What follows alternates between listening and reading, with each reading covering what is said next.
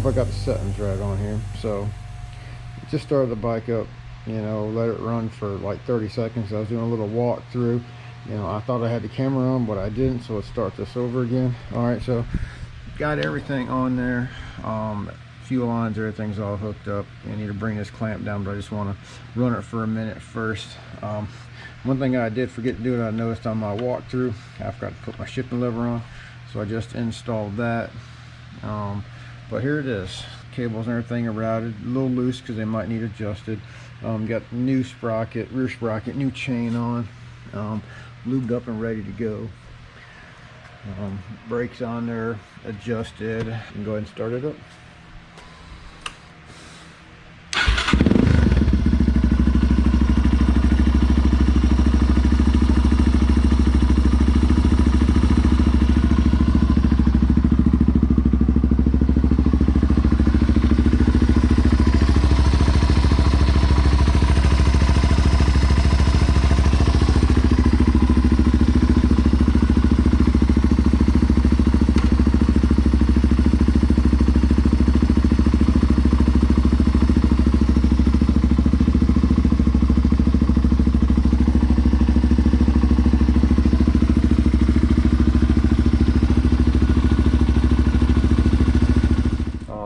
Got the carb all ready to come out. One thing I tell you, get some extra clamps because you're going to end up needing them, because this is my second set. When you're adjusting that carburetor, trying to fine tune, you're gonna be taking it off a lot. What I found that works the best for me, taking this carburetor off, because this is a pain in the butt, is make sure these are good and loose right here, the clamps, and then I slide this clamp, I'll loosen it up a lot, and I'll slide that clamp back a little bit like that. And that gives me a little bit of room, you know, right here around the boot. And then I just take and crush, you know, my boot's relatively new, still pliable. I crush it, and look at that. It pops right out fairly easily. All right, that's how I have found the easiest way to do it. All right, after I get my carb off, I like to put it in my little oil pan bucket here. All right, and you can do this while it's still on the bike. But you know what I'll do next is I'll grab my little screwdriver here, and I'll, you know, sometimes it's hard to get to, but I'll loosen this, the drain screw for the fuel bowl, and that way whatever fuel's left in it, you see it starting to drip out right there, you know, but I'll open it all the way up and let all that fuel pour out. And like I said, you can do it on the bike, but I find it's easier to do it off the bike and just let all that fuel drain out. All right, because the last thing you want to do is have gas all over the place when you're working on it. Shake it a little bit. All right, and we should be ready to rock and roll. So here I've got my carburetor and a few odds and ends. Berryman, awesome carb cleaner, all balls, racing rebuild kit, which I've already used. I've already rebuilt this carburetor. It's just trying to fine tune it. And then here is my jets and parts from the Six Sigma jet kit that I ordered. So I like to use a light colored surface, that way I can see everything that's going on, and I know where my screws are. If you haven't got one, you need to get a JIS screwdriver, because if you look at all these screws, all these ones with the dots on it are JIS. And I'll tell you, I've had this carburetor apart a handful of times. You know, I don't know if you can, how well you can see, but all these screws look damn near brand new. But old ones that I took out were stripped all to hell, because whoever put them on just made a mess out of it. So all right, first thing I'm gonna start with taking the float bowl off the bottom of it. Just take these 4 screws out.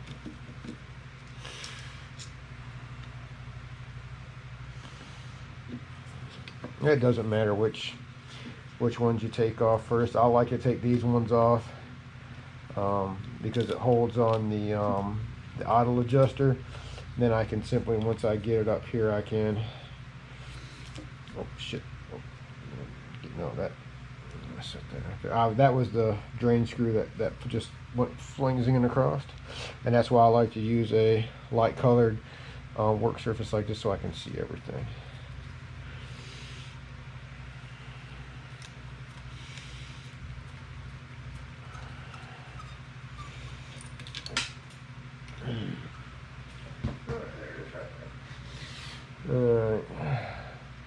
set everything over here.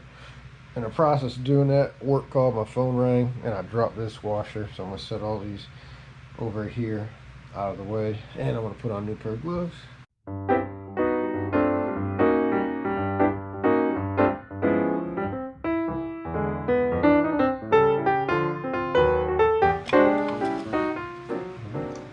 Alright, the gasket's still good, it's still fairly new, and if you look inside here, it looks nice and clean down there. I don't see any junk or anything built up down there. And this inside here looks pretty clean. Like I said, I've had this apart a handful of times trying to adjust it and tweak it and get it just right, and I have failed to get it right.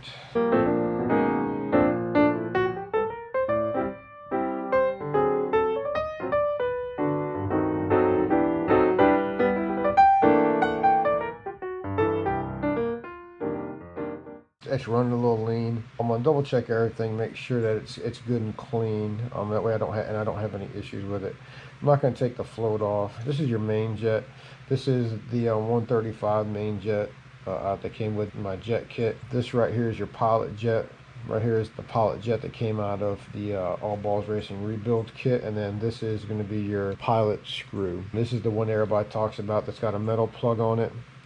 You know, I took this out a long time ago. It's simple. Drill a hole, put a screw in there, and then it pops right out. I'm gonna go ahead and take this out and show you what's inside of this. No need to count the number of turns because I'm gonna put it back in and reset it anyways. All right. When you take this off, you want to be careful. All right, because on the bottom side of this is going to be. Oh, they're not there. They are. There's a spring inside here. Okay, there's my spring. All right. There's a, if you can, I don't know if you can see it from there. There's a spring, little washer, and an O-ring, and I got my magnetic screwdriver here. All right, and you don't want to lose those. So I'm gonna set this up here and set all these little pieces with them so I don't lose them. Because I'm probably gonna spray some cleaner through here one more time, just to double check and make sure everything is good to go. I'm gonna go ahead and pop this top off. There's a spring underneath here, so this might pop up. Be careful with it. All right, so here we go. Comes off, and then you got a spring right here. All right. Now the one that's going to get you, that's going to eat your lunch, and I'll show you in a minute. It's right inside here, and this is the one that I lost. I'm glad I had another carburetor to pull one out of. But be careful inside of here when you push this down, because it might stick a little bit. All right. Inside here, there is a tiny little spring. I don't know if you can see that spring right there, but there's that tiny little spring. All right, and now right here, when people talk about, you know, putting a shim or a washer on the needle, this is what they're talking about. There's your clip, there's the little plastic spacer, all right, and then there's a shim. I've got one on here. You know, it's running lean, so I'm gonna leave that on there. I know that's not the problem, but what I'm really wanting to do right now is just make sure everything is good and clean before I, you know, put this back together for the upteenth time. I don't see anything. All the passage. And what I did is I used this with a straw. I sprayed it down if you look, you can see different passageways for fuel to go. There's a couple there. There's ones down here. What I did is I just blasted carb cleaner through all those until everything came out, and you know, it was a steady stream. And really, there was a little bit. It was a little gummed up when I took it apart, but the carburetor only had 350 miles on it, and it just had some gummed up fuel inside it when I took it apart. So it wasn't really bad. The worst part was, and I'll show you, is this is part of the plunger and screen for the float. If you can see all that, the corrosion on that, and see how that rubber right there is dry rotted. That was my biggest problem, is like some of the rubber inside here was dry rotted. This diaphragm is good. It's nice and pliable. I've held it up to the light. I don't see any holes in it. Everything looks good. No issues with that. I've taken apart, you know, the diaphragm over here. Everything looks good. I've taken everything apart on here, and everything looks really good. No issues at all. So when you're putting this back together, you got your spring, all right, you got your needle, all right, and again, like I said, that spring is what cost me a lot of grief the first time I did this, because that son of a gun, I don't know where it went, because I still haven't found it. Alright, this is the hard part. You know, let me get this needle put in here first without messing with that spring. Alright, got that in there. Alright, I'm just going to put this spring inside here, and then put this just like that. Alright, and then this spring will go inside there with the cap on it to push everything back down on the top. Alright, but I'm going to go ahead and put all this back together.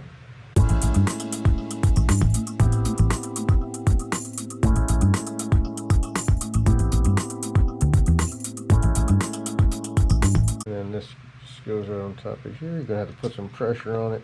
There's two little nipples on there that line the top up. Alright, and I got that on there. Alright, and I'll put these screws in here.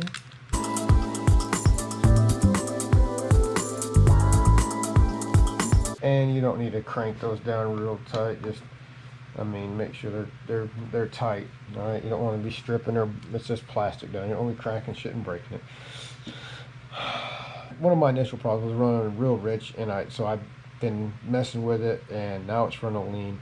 One thing I'm going to do is I took out the pilot jet that came with my jet kit, and I put in the one that came with the that's a 35. This one doesn't have any numbers on it, and I put the one that came with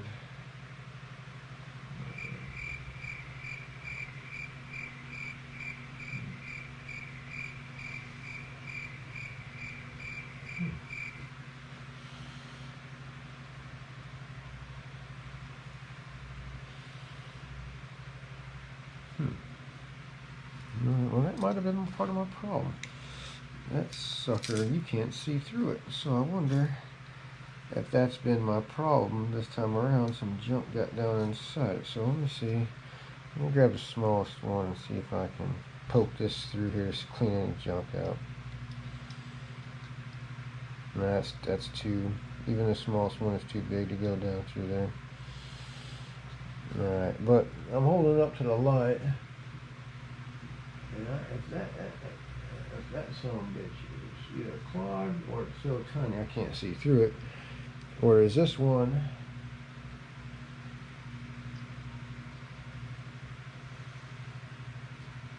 I can see a nice big hole through it. Let me see here if this will go in there.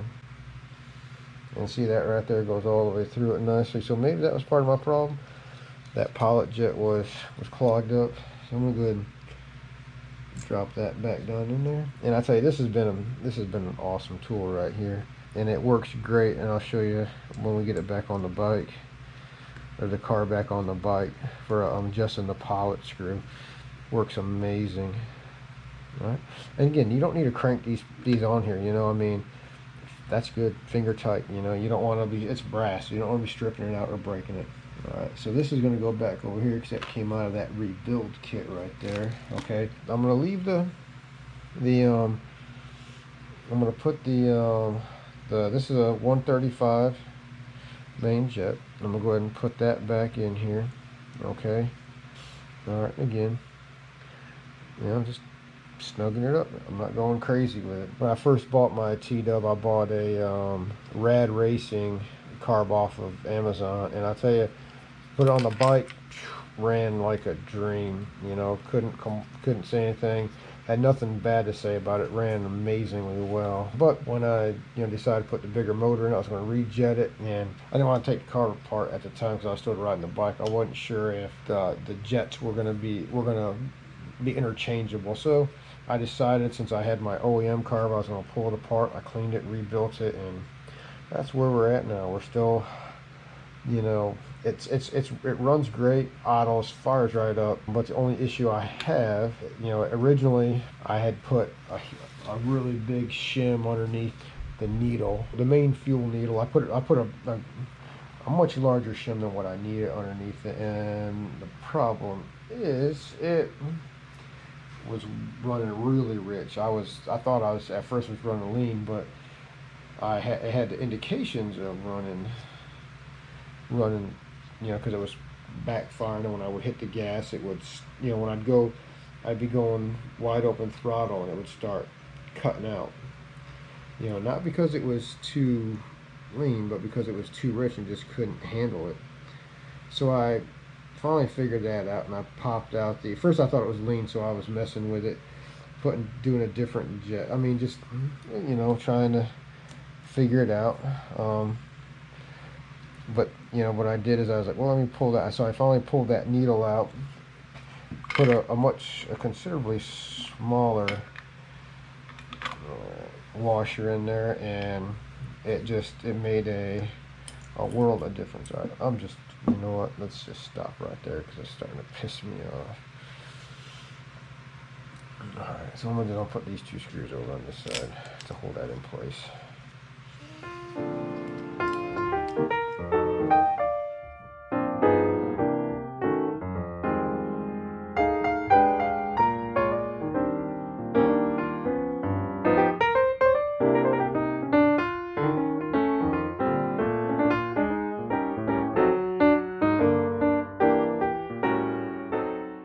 You got your spring, you got your washer, alright, and then next thing you got is your O-ring that goes on there, okay.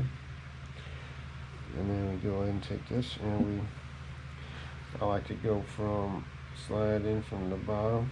Alright, works out a little better for me that way. You know, you figure out what works for you and do it that way. Alright, and then I screw it in. This one you don't want to even think about cranking it down tight. You'll start feeling the pressure from the spring. Alright, and just keep going, and it'll get tighter because obviously that spring is compressing. Alright, and then, oh, now you see it stopped right there. You know, I'm not trying to strong arm it. What I've done is, if you can see on here, I've made 2 separate, I made a gold and a silver mark on my tool. Alright, a gold and a silver. Alright, that's so I know which one's a half and a full depending on where it goes in here. So I put this in here, see my gold right there, okay? I don't know if you can see that, but I'm going to go around till my gold is about in that same spot. That's 1 turn. And I'm going to go out 2 turns. Alright, we'll see how that works. I think I got the carb, you know, balanced out a little bit better now. Pretty much install is the reverse of, you know, of taking it out. So, you know, I like to, you know, crunch this back a little, you know, put this in first and crunch, because the air box is the most pliable part. You know, crunch it back a little bit, get this pushed all the way up in there, and then now I've got this, and then it's a pain in the butt. Sometimes I use my little screwdriver to kind of work it in, work it back out. Try and you know, I'm not putting a lot of pressure on it because I don't want to tear the boot. But usually coming out is easier for me than putting it back in. But if you keep working it, you know, scrunch it back, it'll eventually. Yeah. It'll eventually go back on.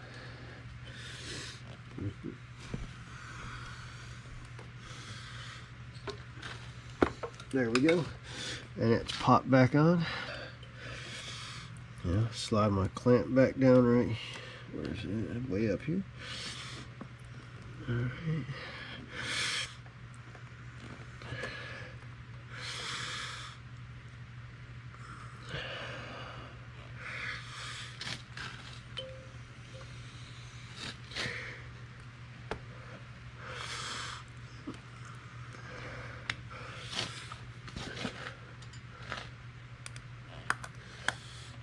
Alright,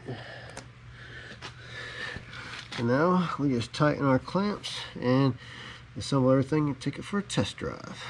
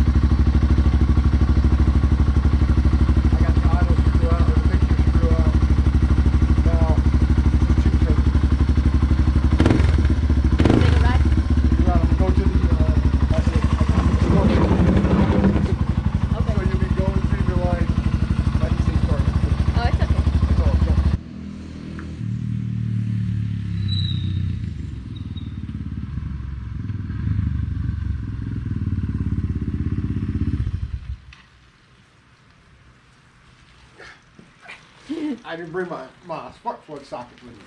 All right, so when I was playing around with the carburetor, replacing the jets, I talked about, you know, you can do some things still on the bike. There's one thing you can't do with your carburetor still on the bike, and that's make sure it's good and clean. And the last time when I took it apart on the bench, I was just wanted to double check it just to make sure there was no junk in there. That's why I took it off the bike, but I have made multiple changes with the carburetor still on the bike. It's simple. All right, I've already taken the tank, the seat, disconnected my throttle cables. All right, only thing I haven't done yet is drain the fuel, which I've got my long flathead. All right, reach right inside of here.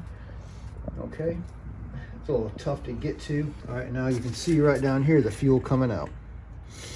It's that simple. You want to do that if you're doing it on the bike. Drain all the fuel out just like that. That way, if your plan is to change the jets and you're taking the bowl off, you can do so without it being full of fuel. It's simple. Like, you got your 2 screws here, okay?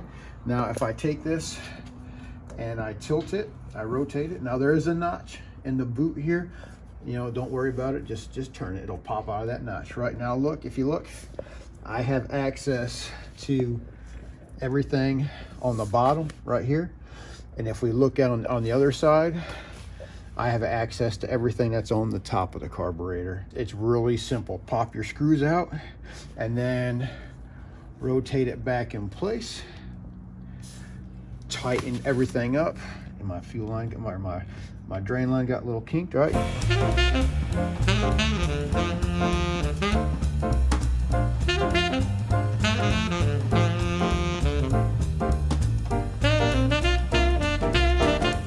I showed you this tool when I was working on the carburetor on my little bench. I tell you, it's a little bit longer than what some folks like, I guess, but I like it. You know, for adjusting that mixture screw. The engine's hot. All you really gotta do is put a glove on so you don't burn yourself on your heat shield. And you can reach right straight down. And I'm not gonna turn this because I've got mine adjusted. And then just feel with your hand, just wiggle it around so you get it set in there and you can see it. And then now I can just use my hands and just turn this if I want to, you know, adjust that screw in or out. And like I said, it is a little bit longer than what some people, you know, prefer, but this one works good for me. And I've done this with the engine hot. I've just had on a pair of leather gloves and I haven't burned myself. All right, and it's easy to work in. I tell you, I love this thing. It works great. So finally, I realized it's been a while since I did part 1, so finally, you know, got around to finishing part 2. Just had some really good weather, so I took that opportunity to work on the red truck. And you know, our favorite trail, which has been closed so much because of all the damn rain, has opened up, so we decided to go out there and do some riding. So now I've got the carb dialed in, everything is good. I've got about 270 miles on it. 20 of those are some pretty high RPM single track riding at the trail that we usually go to. The engine runs great. The exhaust sounds good. I'll tell you, the 6-speed is amazing. I can ride at 60 miles an hour now and not feel like I'm gonna blow the engine up. And to me, that's one of the main reasons why I did it. You know, we do a fair amount of trail riding, but you know, we also get on the pavement and do a fair amount, you know, on the pavement as well. But everything went together quite well. Like I was, you know, said in my earlier video, do your research, because that's what saved me a lot of time, you know, in the end. Is I did a lot of, you know, figuring out what parts I needed. So when I finally got the engine and started putting everything together, I had everything that I needed. There was really no unforeseen problems putting the engine in. Everything is slid in and bolted up really simple and easy. When I did that, I put a new DID, you know, X-ring chain on it. And I also went down for the rear sprocket to a 47 tooth. The tools that I tell you, you have to get to do this.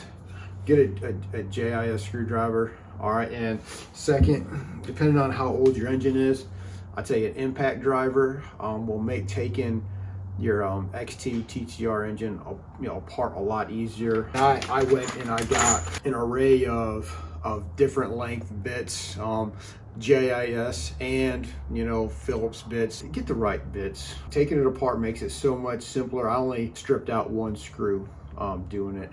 that I had to go after with some vice grips, and only broke off one in the exhaust that I had to go at it with a drill with an extractor and pull it out. I'm happy with the change.